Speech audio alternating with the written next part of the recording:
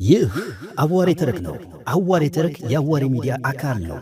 በአዋሬ ተረክ በሳምንት 3 ቀናት ያክል ማለትም ማክሰኞ፣ ሐሙስና ቅዳሜ የተመረጡ ክላሲካል የኢትዮጵያ ስነ ጽሑፍ ሥራዎች ይቀርቡበታል። ለማንበብ ጊዜ ላጠራችሁ ምርጥ ምርጥ ትረካዎችን ከአዋሬ ተረክ። አዋሬ ተረክ የአዋሬ ሚዲያ አካል ነው። የተወደዳችሁና የተከበራችሁ የአዋሬ ተረክ ተከታታዮች እነሆ ለዛሬ አንድ ለእናቱ ታሪካዊ ልብ ወለድ ከአቤ ጉበኛ ክፍል 14ን እንደሚከተለው እናቀርባለን። ምዕራፍ 10 ደወል። ጊዜው ከቀኑ 4 ሰዓት ግድም ይሆን ነበር። የጎንደር አድባራት አብዛኛውን ጊዜ ደወልና ከበሮ ሳይጮህባቸው እንደማይውሉ ቢታወቅም በዚያን ቀን በዚያ ሰዓት በአባ አብዬ እግዚእ ቤተ ክርስቲያን ደወል የሚያስደውል ሰላማዊ ምክንያት አልነበረም። ወይ አንድ ሰው ሞቶ ለፍትሐት ጥሪ መደረጉ ይሆናል፣ ወይም ሌላ ሰላማዊ ያልሆነ ምክንያት መኖር ነበረበት። ደወሉ እንደተሰማ ከቤተ ክርስቲያኑ ዕቃ ጠባቂ መነኩሴ እስከ ደብሩ አለቃ ያሉት የቤተ ክህነቱ ሰዎች ቀስ በቀስ በቤተ ክርስቲያኑ ምድረ ግቢ ተሰበሰቡ። ነገር ግን ዙሪያውን ቢያዩ የአንድ ታላቅ ሰው ሬሳ ከናልቃሹ ቀርቶ ካህናቱን ለፍትሐት የሚጠራ መልክተኛ እንኳን አልነበረም። ብቻ ከመረዋ መስቀያ ስር አንዲት ወይዘሮ ሕፃን ልጅ ታቅፈው ያለቅሱ ነበር። የደብሩ አለቃ የሴትዮዋን ሁኔታ እንዳዩ እስቲ ያችን ሴትዮ ወደዚህ ጥራት ብለው አንዱን ዲያቆን አዘዙት። ዲያቆኑም በፍጥነት ሄዶ ሴትዮዋን ወደ ደብሩ አለቃ ፊት እንዲቀርቡ ነገራቸው። እሳቸውም ወደ አለቃው ፊት ቀረቡ። አለቃው ደውል የሚደወልበትን ምክንያት ቢያውቁም ጉዳዩ እንዲህ ሴትዮ ላለ ሰው የሚያስፈልግ አይመስልም። አንድ ሰው ከአንድ ባላጋራው ጋር በጠብ ቆይቶ ጠላቱ እየበረታበት ሲሄድ ወይም አንድ ከፍተኛ ባለሥልጣን አንዱን ሰው ይዞ ከፍተኛ ቅጣት ለመቅጣት በሚፈልግበት ጊዜ መድረሻ ሲቸግረው ወደ አንድ ታላቅ ቤተ ክርስቲያን ሄዶ በመደወል ምጥን ይላል። የቤተ ክርስቲያኑ ካህናትም የተፈራውን ሰው በመለመን ተማጣኙን ሰው ያማልዱታል። ነገር ግን አንዲት ሴት ከነሕፃኗ እስከዚህ አስጨንቆ የመጥንት ደውል እንድትደውል የሚያስገድዳት የማን ግፈኛ ነው? ይህ ሐሳብ በአእምሮአቸው መጥቶ የደብሩን አለቃ በጣም ከነከናቸው። ሴትዮዋ ወደፊታቸው እንደቀረቡ እንደምን አርፍደሻል እቴ አሉ የደብሩ አለቃ። እግዚአብሔር ይመስገን አሉ ሴትዮዋ። ያጋጠመሽ ችግር ምንድን ነው? ችግር የብዙ ነው ጌታዬ። በዚህ ደብር እንድትደውይ ያደረገሽ ዋናው ችግርሽ ምንድን ነው? አንድ ትልቅ ሰው ተጣልቶኝ ነው። ባለቤትሽ የነበረ ሰው ነው? ኧረ አይደለም። ባለቤት የለሽም? የለኝም። ወንድሞች ወይም ሌሎች የቅርብ ዘመዶች የሉሽም? የሉኝም ጌታዬ። የሰው ድሃ ስለሆንኩ አይደል የሁሉ መከራ የሚደርስብኝ አሉና ሴትዮዋ እንባቸውን እንደ ጎርፍ ያወርዱት ጀመር። ዛዲያ እስተዚህ የሚያስቸግርሽ ምንድን ነው? አሉ የደብሩ አለቃ። ደጃዝማች ማሩ ናቸው ጌታዬ አሉ ሴትዮዋ። ማሩ የትኛው ማሩ? አሉ የደብሩ አለቃ። ማሩ የፈንጃው ናቸዋ አሉ ሴትዮዋ። እኒያ ትልቅ ሰው? አሉ የደብሩ አለቃ በነገሩ ደንግጠው። አዎ ስማቸውማ ትልቅ ነው። ኧረ በዚህ የሚገመቱ ሰው አይደሉም። ለመሆኑ ምን አገናኛችሁ? እስተዚህ ራሳቸውን ዝቅ እያደረጉ አንዲት ድሃ ሴት ያጠቃሉ? እርጉዝንስ ያቅፉ ይደግፉ እንደሚባለው እንዳንቺ ያለችን ሴት ቢቸግራት ይረዷታል፣ ብትበደል ይክሷታል እንጂ እንዴት እንደዚህ ያደርጋሉ? አሉ አለቃው። ቢበድለኝ እንጂ ቢበረዱኝማ በማን ዕድሌ። ለመሆኑ በደሉ ምንድን ነው? ባለቤት የነበሩት ሰው የእርሳቸው ግዞተኛ የነበሩ በመሆናቸው አሁን አምልጠው እኔን ተዚህ አድርሰው ወደ ቋራ ሸሽተዋል። ቋራ ምን አለው? ትውልድ አገራቸው ነው። ቀደም ሲል የደጃች ማሩን የእህት ልጅ ወይዘሮ ወለተ ተክሌን አሁን የበጌ ምድሩ ደጃች እንዳዋ ያገቧቸውን አግብተው ይኖሩ ነበር። በኋላ በግዞት እንዳሉ እኔን አግብተው ጥቂት እንደቆየነ የሕፃን ተወለደ። በእርሱ ምክንያት ደግሞ ሌላ አዲስ ጠብ ተፈጠረ መሰለኝ። እኔንና ልጁን ይዘው ጠፉ። ደጃዝማች በጥብቅ እንደሚከታተሏቸው ስላወቁ እኔን ተዚህ ደብቀው ወደ አገራቸው ሄዱ አሉ ወይዘሮ አትጠገብ። ዛዲያ ደጃዝማች አንቺን ቢያገኙ ይጣሉሻል ማለት ነው? አሉ አለቃው። ቢሆንብኝ ነው እንጂ ደወሉ።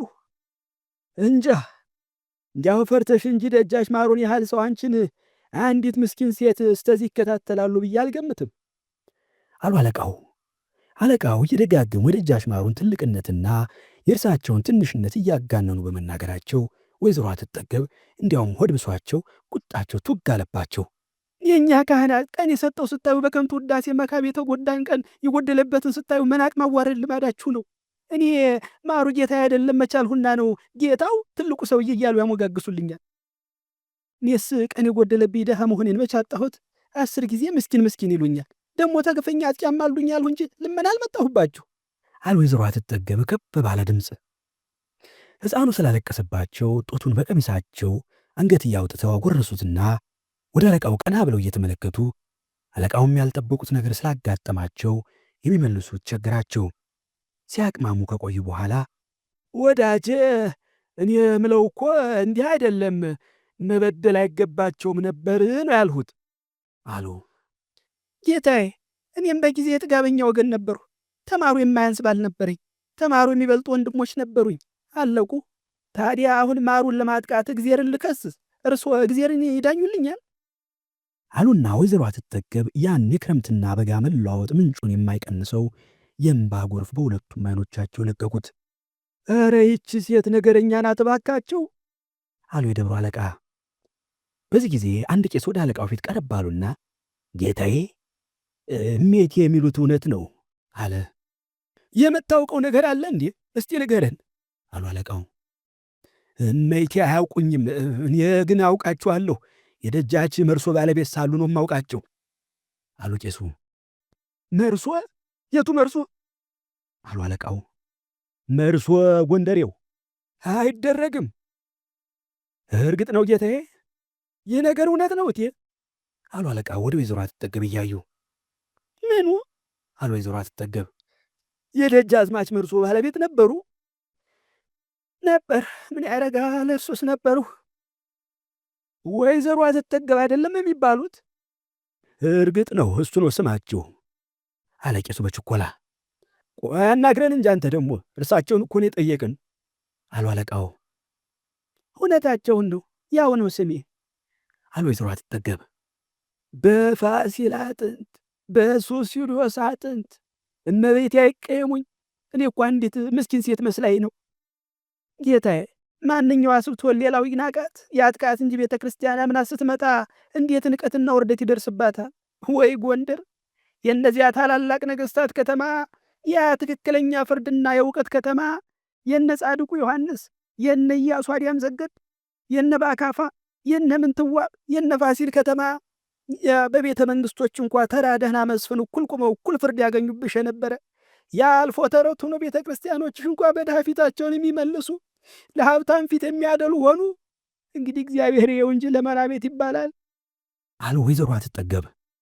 አለቃውም እርሳቸው እንዳሉት አንዲት ምስኪን ሴት ሳትሆን አንድ ታላቅ ነቢይት ቁማ ኢሳይያስና ኤርምያስ በኢየሩሳሌም ከተማ ያሰሙት የነበረውን የመሰለ ትንቢት የተናገረች መሰላቸው።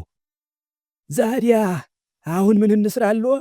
ሰውየው ደግሞ በቅርቡ አይገኙ። እንግዲህ ስዕልና መስቀል አስይዘን ሰው እንላክና የታቦታችንን መልእክት እናደርሳ አሉ አለቃው። ጥሩ ነው ጌቴ። እኔ በዚሁ ተደብቄ የምቀመጥ ነበር፣ ግን ሀብቴ ሁሉ ያለው ደንቢያና እንፍራዝ በመሆኑ በዚያ እንደ ልቤ መተላለፍ ተቻሉ ችግር ይደርስብኛል ብዬ ነው አሉ ወይዘሮ አትጠገብ። ኧረ ግድ የለም እመቤቴ፣ እንደምንም አድርገን እናስታርቆታለን አሉ የደብሩ አለቃ በትሑት ቃል። በዚህ ሁኔታ አብዬ እግዚአ ደብር አለቃና ካህናት በታቦቱ ስምና ስዕል መስቀል አስይዘው ወደ ደጃዝማች ማሩ ላኩና ወይዘሮ አትጠገብም ሆነ ሕፃኑን በክፉ ላይ አስቡ ቃል አስገቧቸው። እግዚአብሔር ደጃዝማች ማሩን ከገሃነመ እሳት ለማትረፍ የፈለገ ይመስላል። በቤተ ክርስቲያን ስም ለመጣ ነገር ሁሉ ፍጹም ታማኝ ናቸው።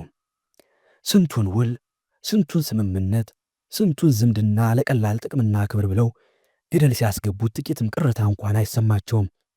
በቤተ ክርስቲያንና በካህናት ፊት የግለሰብ ነገርን ማሩ ቀመስ እየተባለ እስከ ዛሬ የሚጠራውን እንደ ግል ንብረታቸው ይቆጠር የነበረውን ግዛት ያሳጠውታል ቢባል እንኳ ለማፍረስ አይሞክሩም። በተለይ የሕፃኑን ግድያ ጉዳይ ሰው ሳያውቀው በድብቅ እንዲፈጸም እንጂ ሕዝብ አዳም ባዎች ካወራው በኋላ ማድረጉ እጅግ አሳፋሪ ስለነበር ከነጭራሹም ያላሰቡትና አንድ ከዳተኛ ሎሌ ስም ለማጥፋት ያስወራባቸው ነገር አስመስለው በመግለጽ በመሐላ የይቅርታ ቃላቸውን ለአብዬ እግዚእ የታቦት መልእክተኞች ሰጡ። ወይዘሮ አትጠገብም ካሳን በአብዬ እግዚእ ቤተ ክርስቲያን ክርስትና ካስነሱ በኋላ በደንቢያም በጎንደርም እየተቀመጡ ሲያሳድጉት ልክ በ7 ዓመቱ በጎርጎራና በደንቢያ ወሰን ላይ በሚገኘው በቸንከር ተክለ ሃይማኖት ቤተ ክርስቲያን ትምህርት እንዲጀምር አስገቡት።